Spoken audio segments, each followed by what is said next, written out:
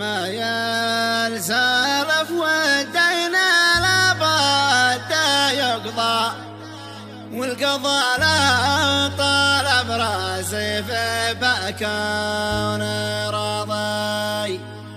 صحبة الكاف وتسوى الكون طولا وعرضا، والوفي دايما له صيت بالعز حاضي. بعنوان الجمايل السلف، كلمات الشاعر نور الدين محمد محسن علي محدد، تعبر وتحكي ما فيها. وتحياتي أبو خالد عوضة.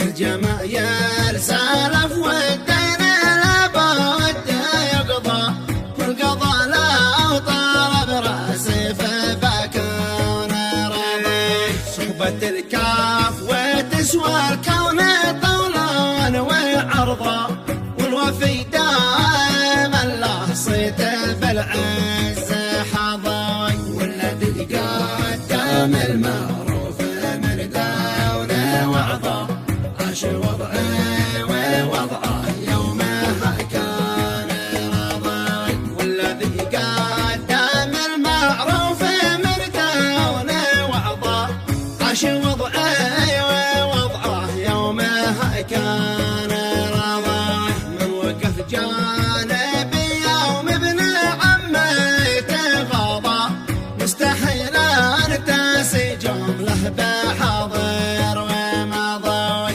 مثل هذا له ارفع رايات العز بيضاء، يا سجل الوفا سجل برأس البيضاء.